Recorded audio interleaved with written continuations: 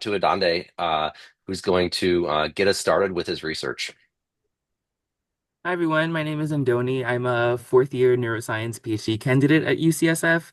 If you were at the ARCS meeting last month, you probably heard my 15-minute spiel. I'll try to give a 2-minute spiel now. But essentially, I'm in Sam Pleasure's lab, and our lab looks at this interaction of the immune system and the nervous system, more specifically in the context of autoimmune conditions. So in these conditions, the body is creating antibodies against yourself instead of something foreign like viruses and bacteria. The most common form of an autoimmune condition could be lupus, for example. And so our lab, in collaboration with a lot of other labs at UCSF, discovered that some people had vitamin B12 deficiency exclusively in the brain. And this exclusivity of vitamin B12 deficiency in the brain was actually caused by an autoimmune condition targeting the transporter that would transport vitamin B12 from the blood into the brain. So really severe vitamin B12 deficiency in the brain can present with balance, speech, and memory problems. It can also present with psychotic episodes or anxiety. And as we age, B12 deficiency can present with dementia-like symptoms, even though it's not actually dementia, it's actually B12 deficiency.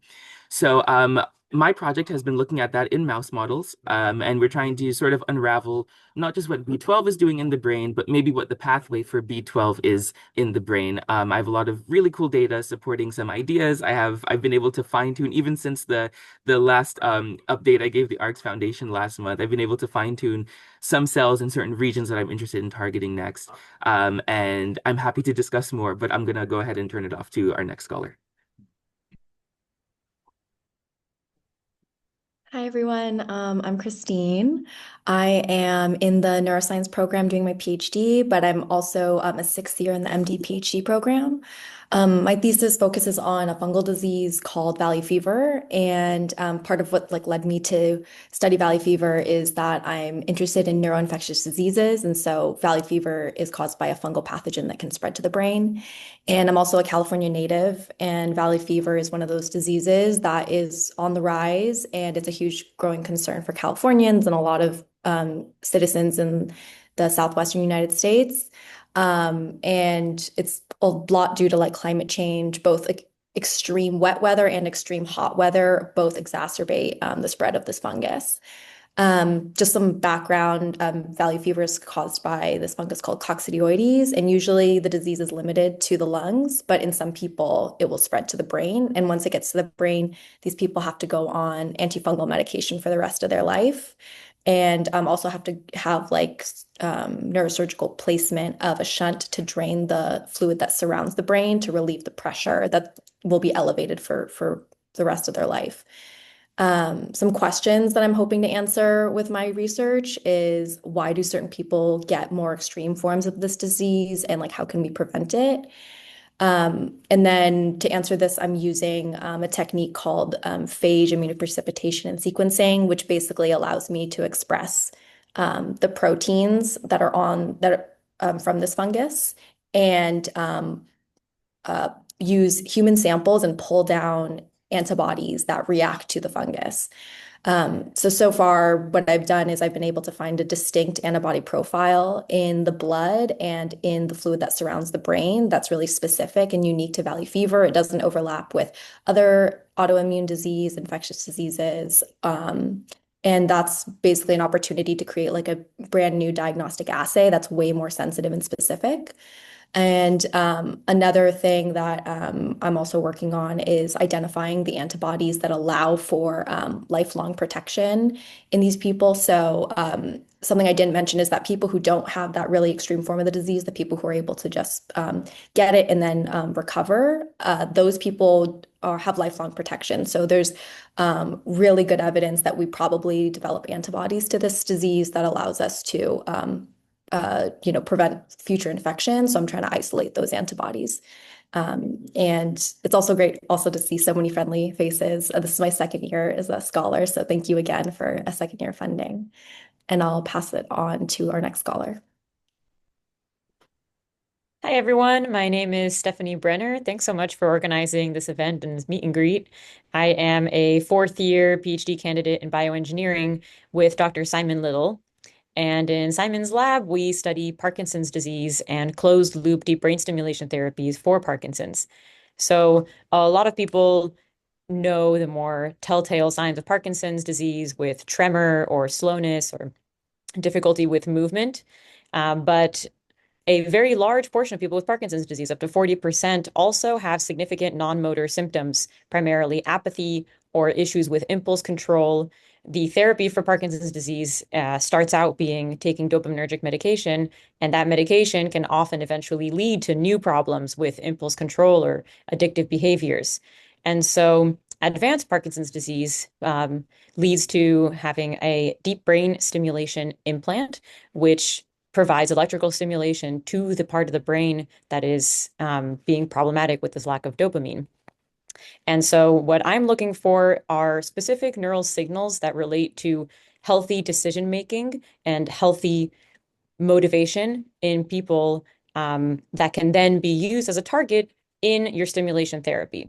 So, just now, a couple of months ago, Medtronic was approved to come out with this new adaptive stimulation therapy where if you see this problematic brain signal, you turn on stimulation, and when it goes away, you turn off stimulation. And in that way, people are not getting overstimulated with deep brain stimulation, but getting the appropriate stimulation therapy to keep movement normal.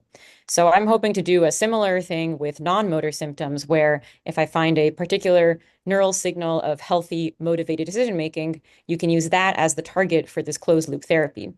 So far, I have found this neural signal that relates to healthy, motivated decision making in the context of an effort and reward task where you exert effort to gain rewards. And as well as I'm looking into a neural signal that relates to happiness, momentary happiness in the context of winning and losing in a gambling style task, which is particularly relevant for people with Parkinson's disease who exhibit issues with impulse control and apathy. And I will leave it at that and pass it on to the next scholar. Thank you. Hello, does everybody hears me? Yes, okay. Hello, my name is Ben Malis. I'm a new art scholars, and I'm currently in my second year. I'm a DDS PhD student. And so I was drawn to UCSF by its outstanding DDS PhD program to train future dental clinical researchers. And so my research interest is oral immunology, but I was inspired to bridge RNA biology and oral immunology thanks to the amazing mentorship of my Korean PI, Dr. Mark Ansel, during my rotation last year. And so the research that we planned and came out was research focused on CD226 protein, which is a coactivated transmembrane receptor expressed in T cells and other type of immune cells. And so this has been shown to be overexpressed in Sjogren's disease patients, PBMC, and also tissue, but in comparison to healthy patients, this has been shown to be overly expressed. So for those who don't know what is Sjogren's disease, is a autoimmune disease caused by a lymphocytic infiltration or immune cell infiltration affecting the salivary and lacrimal glands, leading to dry eyes, dry mouth, because of the damaged tissue unable to produce proper saliva and proper tears. And so there's still no cure for this condition, and it mainly happens in women. And so it's been found that increased CD226 expression causes an immune imbalance that favors T cell activation over exhaustion, but it's still unknown how this receptor system functions in Sjogren's disease. And so my lab has developed a novel technique called GClip to identify RNA binding proteins on mRNA's 3' UTR or non-coding regions, where they found in CD226 that multiple peaks of RNA binding proteins can mean that there is significant a post-transcriptional regulation effect here. And so not only they found RNA binding proteins, but they also found that there's causable SNPs. So the SNPs can show that there's potential autoimmune disease caused within this variance within the population. And so both of them overlapped, and we hypothesized then that post-transcriptional regulation of CD226 protein alters the signaling balance of T cells, leading to the autoimmune response of Sjogren. And so how we're going to test this is using the CRISPR-Cas9 based editing to identify which specific region across the whole 3' UTR of CD226 expression is mainly either depleting it or expressing it.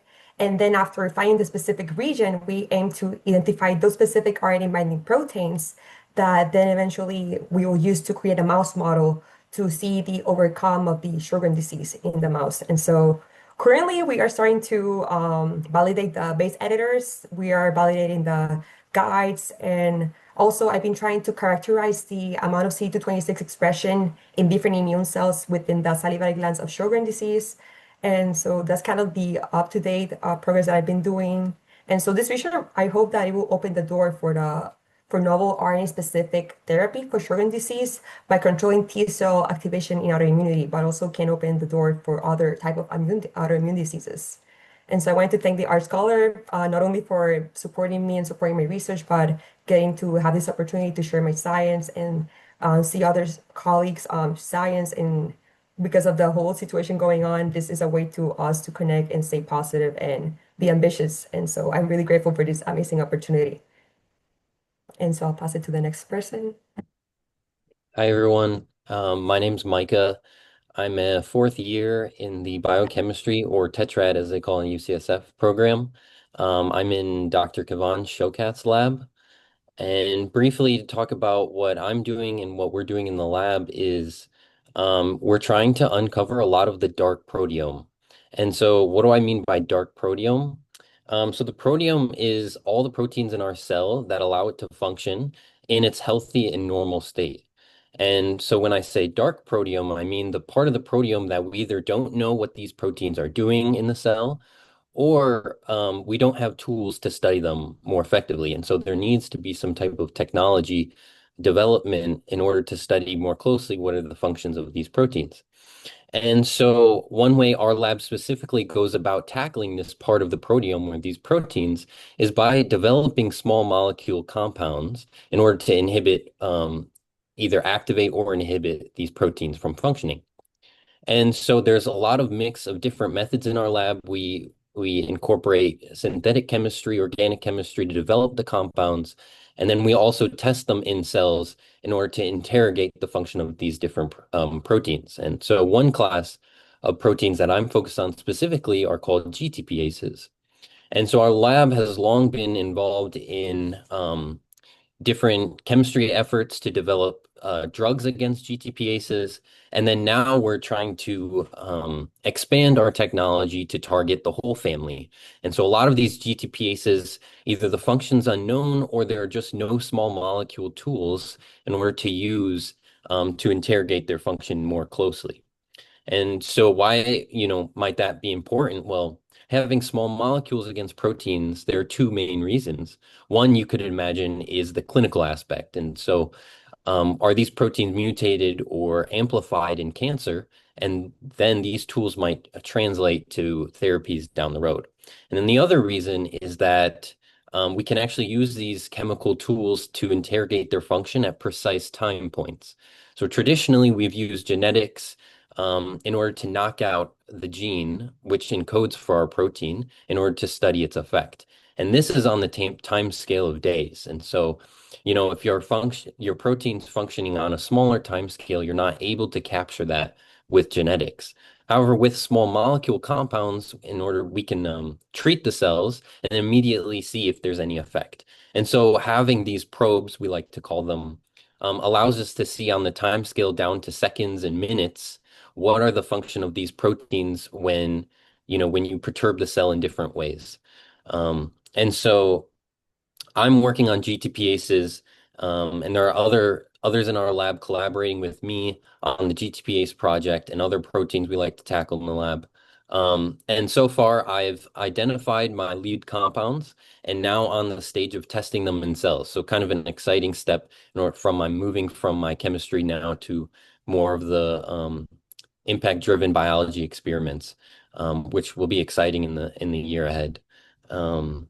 And so, yeah, I'd like to also thank the ARCS Foundation for support. I think this will be my first year of support with the ARCS Foundation. So really thankful to have that, especially with the ongoing situation in administration. So thank you again.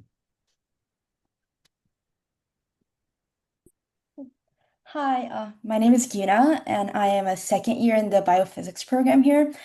And I'm a part of the Tenthori lab. And even though I'm just, still figuring out the exact details of my research and my thesis, I'm very broadly interested in studying how our innate immune system can defend us against pathogens that it has never seen before. And also, more specifically, like how millions of years of evolution has helped shape the proteins that are involved in protecting us against these viruses. So to do this, I'm planning to test an ancient version of a protein that existed millions of years ago and compare how it differs from the version that we see today in nature, like in ourselves currently. And hopefully this will give us very valuable insights in how things evolve and what traits commonly emerge. And maybe we can even take these findings and that will help us understand like how viruses evolve on the other side too. And so it's like pretty broad still, but I just really wanted to add, being a part of basic science research is something that was really new to me. Like here at UCSF, I've spent some years in industry previously doing a lot of applications. But while here at UCSF, it's been just super exciting to be a part of the basic science research and to be a part of really filling in the fundamental knowledge that governs life. So I just really wanted to say, thank you to ARCS for giving me the opportunity to do really cool science. It's been a blast. So yeah, with that, I'll pass it on to the next scholar now. Hey everyone, I'm Ben. I'm a sixth year bioengineering grad student. Super excited to be here. I've really been working on making lab-grown blood a reality. And I'll start with a little bit of background. Um, I've always been really fascinated with gene editing and the potential to solve real-world problems using solutions already encoded in DNA. So before grad school, I was lucky enough to train with one of the world's leading experts using CRISPR to fix disease-causing mutations. And ever since then, I'd really been looking for my niche. Where can I leverage this skill set to make a meaningful difference in the world? And I chose UCSF for my PhD because of its collaborative, basic, and translational research, trusting that it would be the right environment for me to find that niche. And it was. I found that niche in the form of manufacturing blood in the lab and using CRISPR to do it. And that's what I've been working on. So essentially, high level, my research asks what genetic factors control how a stem cell becomes a red blood cell, and why is that process harder to reproduce in the lab? So I've been using CRISPR to do it, to systematically turn on, off, or mutate certain genes and look at how the cells respond. This allows me to essentially map out the molecular rules that might make manufacturing large-scale blood in the lab more efficient and reliable.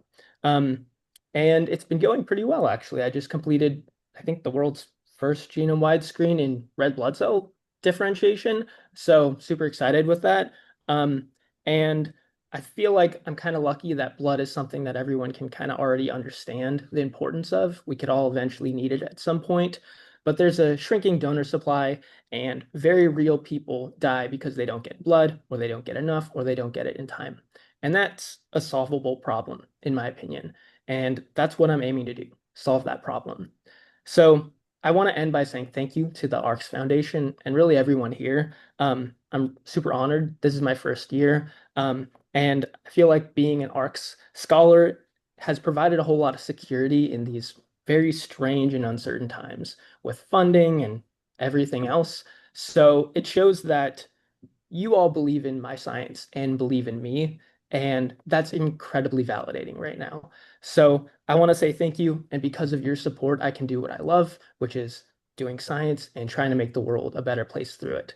So I'll pass it off to the next scholar, I think Michaela. But again, thank you. Thanks so much, Ben. Hi, my name is Nika Materavatnik, and I'm a fourth year MD PhD, currently in my second year of the PhD. I'm doing my thesis research in Peter Turnbaugh's lab, so I study the gut microbiome. You might have heard about the gut microbiome. These are the billions of microorganisms living in your gut. And what specifically I'm interested in studying for my thesis is the interaction between the gut microbiome and obesity treatments. So you might have heard of GLP-1 receptor agonists. These are drugs that were initially developed for diabetes, but currently one of the indications is obesity and currently spreading to sleep apnea as well as fatty liver. And who knows where else these drugs are going to become useful. So it's grounded in sort of a very hot drug at the moment. But even though 1/8 Americans have currently tried these drugs, we still really don't understand what the impact is of these drugs on the gut microbiome. And very importantly, also, the gut microbiome on these drugs. And so I'm kind of using these drugs as kind of a tool to understand how the gut microbiome communicates to the brain about how full you are or about your state of satiety. Um, and I'm really excited to share a few updates since this is my first year of being supported by ARCS, which I'm very grateful for. Um, I've currently seen that there is a difference in how specifically mice with obesity respond to the drug with an intact microbiome versus a depleted gut microbiome with antibiotics, which is really exciting. And I'm currently, the next step in my project is trying to understand how. So what is the gut microbiome doing in the presence of this drug to cause a difference in response? And so it actually really mirrors the clinical data that shows that actually a third of patients on these drugs don't respond to the drugs. And so we're trying to see whether the gut microbiome can explain some of this variability. And this project is really interesting to me, especially as an MD PhD student, because it's allowed me to ground what I'm really passionate about, gut microbiome and microbiology, in a very important clinical question, but also allows me to explore sort of the foundational sort of gut brain communication. And so that's sort of the more basic science side. So I just wanted to end by thanking the ARCS Foundation. I'm very grateful to have been invited to be part of this community. And I'm feeling a very serious sense of sort of hope on this call, seeing how passionate all the scholars are about the research that they're doing. And I look forward to exciting conversations moving forward. So thank you. I'll leave it to the next scholar. Hi everyone, my name is Faye Arcalis. I'm actually a first year student in the Biological and Medical Informatics program. So I don't have a full-fledged thesis project as of right now, but I can kind of talk about my research interest currently. So I've always just been interested in the genetics of human diseases, particularly in inflammatory diseases. Um, I think that this also comes kind of from the work I did in my undergrad and postgraduate. Um, I did a lot of work using computational methods to analyze genomics data. And during that research, I've learned how genomic and multiomics data is ever growing, and there are constantly new tools being used to analyze it. So it's an exciting field of research because I'm constantly learning new tools and using it on new data. Um, Before starting my PhD, I was involved in a couple of projects studying the genetic basis of inflammatory skin diseases like psoriasis and eczema, mainly using multiomics data such as RNA expression data and protein expression data to find biomarkers of disease. But one of the caveats that I found with this analysis is that we aren't really aware of the environment and the spatial information connected to the expression data that we get. And so I decided coming into UCSF, I wanted to rotate in my current lab, which is Peng He's lab. Currently looking at analysis of spatial data on kidney specimens taken from patients that experienced transplant rejection. And we're using this to further understand like gene expression differences between inflamed and non-inflamed regions of tissue.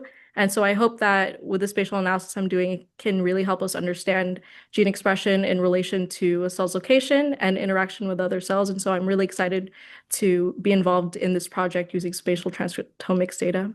And although I'm starting my graduate school journey pretty early, I can already feel the support I'm getting from my mentors, my program leaders, and now the ARCS Foundation. It's really awesome to hear from everybody, like their current projects and what they're doing. And so I wanted to give a big thank you to the ARCS Foundation for helping me also alleviate any financial stress that I'm having so that I can just put full focus on my research. And so now I'll pass it on to the next scholar. Hey, hi, my name is Sham, and I'm a fifth year in the PSPG program in Arun Veda's lab. So for the past 10 years, I've been drawn to science and health-related research because I think as like people, you know, we all get sick, and that's something none of us can avoid inevitably. And so for me, I get really excited by what I do in biological research, and I fall in love with what I do very easily. So in my career, I've studied cancer in a continuum using different approaches to understand how a healthy cell becomes a malignant cell and how malignant cells become resistant to standard of care therapy. And that being said, currently I study a class of therapy called cellular therapy or chimeric antigen receptor T cell therapy. So they're a class of therapy that we call them living therapies because they entail taking cells from a patient and re-engineering them to target that patient's disease. So essentially, we are re-educating the body's natural ability or what nature had evolved our body to do in its healthy state to fight off infection or to fight off cancer. And why is this important? Is because their cellular therapies hold the promise of being more targeted than small molecule based therapies, which have been shown to have profound on target off disease toxicities. So in the lab, I'm designing a cellular therapy against acute myeloid leukemia. Standard of care has not changed for the past 50 years. So there's an unmet clinical need to treat this disease. And here I am showing that we can treat this disease with a new target that we had discovered in our lab, which is expressed on leukemic cells, but not expressed on the healthy counterpart, adding a layer of safety which had previously been unseen in acute myeloid leukemia therapy. Also, we have shown that we can leverage certain modifications of T cells and combine them with our targeted therapy to have a more effective dosing of 10 to 100 times less the effective conventional doses that we typically use in CAR T therapy. And this is important because I think the way in which my project is evolving, I'm going to be I think the first person to do a CAR T preclinical trial on a fully immunocompetent setting. So typically when people test their new cellular therapies, they do it in an immuno-incompetent setting. So they're in preclinical models, the mice don't have immune systems, but I'll be the first to study how the immune system changes in response to therapy and what are the mechanisms of resistance to CAR T therapy that we can engineer around.